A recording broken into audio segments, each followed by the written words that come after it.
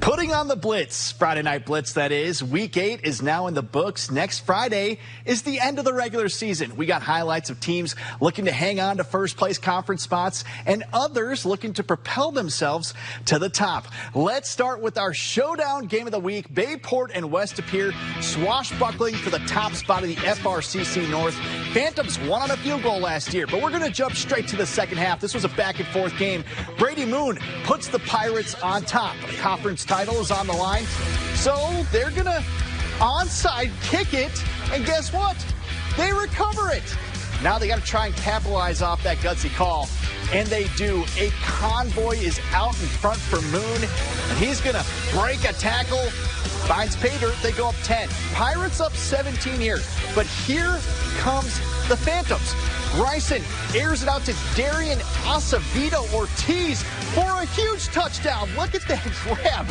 Are you kidding me? Now they got to onside kick it under 4 minutes to go. Can they get it? They do. Under 1:30 here, Bryson is going to swing it out to his running back, Ryan Lutz, and he goes in for 6. They're down 3. They can't get another onside kick, can they? They do! West Pere now, 18 seconds to go, inside the 5. Bryson to Braylon Stiegel for the game-winning score to win at least a share of the FRCC North. Let's send it to Pere Apostolakos, who is with Phantoms head coach Chris Bryson. I have to ask you, what does it mean for your team to come back from 17 points down to win the game? I'm still in shock a little bit, to be honest with you. I mean, you always have to believe first that you can come back before you can come back. And I knew we needed some good bounces of the ball. And we had to score. And, man, we scored a couple touchdowns, but then we got a call back for penalties. And but the guys kept on persevering and kept on going, and I was so impressed with that. And then, obviously, the 2 onside kicks was just huge. We talked about it all week, that someone's going to have to make a play. And we had a lot of guys step up and make plays tonight, and I couldn't be more proud of them. To another FRCC North matchup, Pulaski sitting in second place at Preble this evening, looking to be up there with Bayport in second place. Hornets down 21-6, beginning of the second quarter. Aiden Bruce, that's why you hit the squat rack, folks. Punches it in for 6. Pulaski on the next possession, hand off. The ball goes to Anthony Picari. He's going to hit the edge, gets past the defender. Now the question is, will anyone catch him? Nope. That is a 80-yard house call. Then after a fumble by Preble, the Red Raiders marching into Hornets territory, facing 4th and long. Bowden Schmidt finds his blocking and gets it to the end zone. Raiders swat down the Hornets 42-28. Let's jump to the FBA. Nina took control of the FBA last week with the win over Kimberly. Now can they hang on to win the conference? They were hosting Fond du Lac tonight. First quarter, ball is going to be on the 26. It's a QB keep for Ashton Van Beek. This kid is a stud. He's going to take it all the way in. That's a touchdown. Nina up 7-0. Same story, different down. Van Beek keeps it again, and with a 6-spin move, are you kidding me, to dodge a tackle before being tripped up. Just shy of a TD, but no worries. He fakes the handoff and leaps into the end zone. Another Nina touchdown. They were bored, but they wouldn't at Papermaker Stadium against Kakana. They were blanked by Nina last week in their loss. Scoreless until the third quarter as Kimberly hands it off to Keegan Klue, who takes it from the 35 to the 10 to put the Papermakers inside the red zone. Third and goal.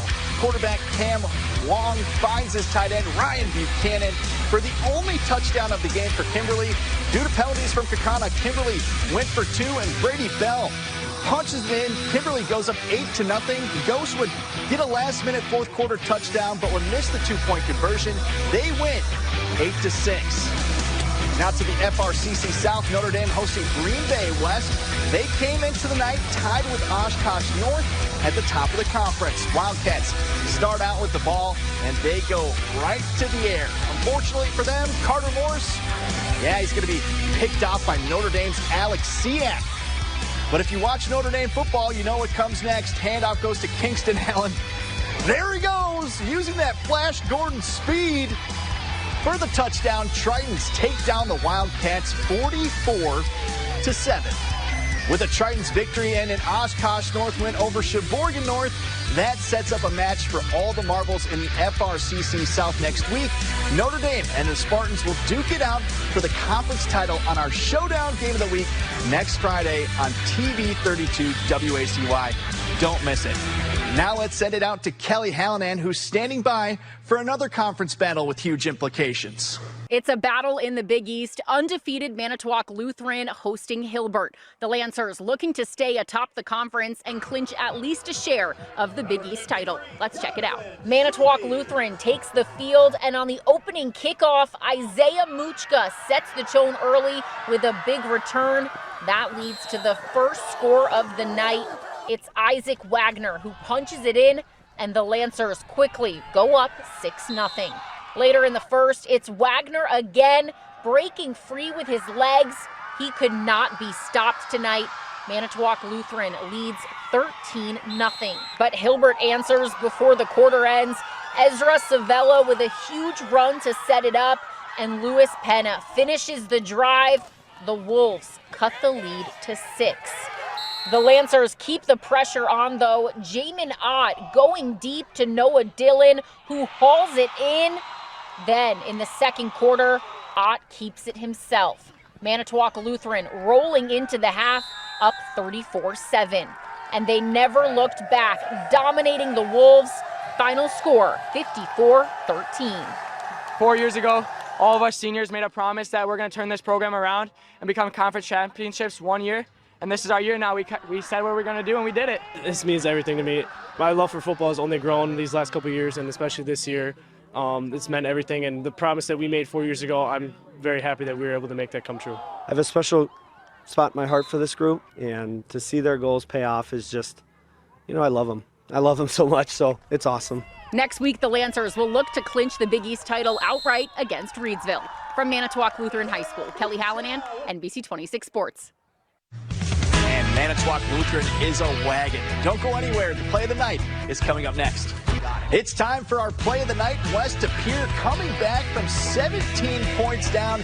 Patrick Greisen, one of the best quarterbacks in the entire state, finds his receiver, Braylon Stiegel, in the end zone. What a grab.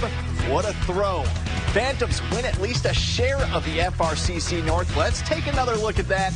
Wow, what a grab. Ice in both their veins. We'll see if the Phantoms can win the FRCC North outright if they can beat Appleton West next week. So lots of great games. We'll have all the coverage for you next Friday. The end of the regular season, week 9, is already next week. It's unbelievable. But thanks for tuning in to Friday Night Blitz tonight. I appreciate it. Have a great rest of your weekend. I know I will.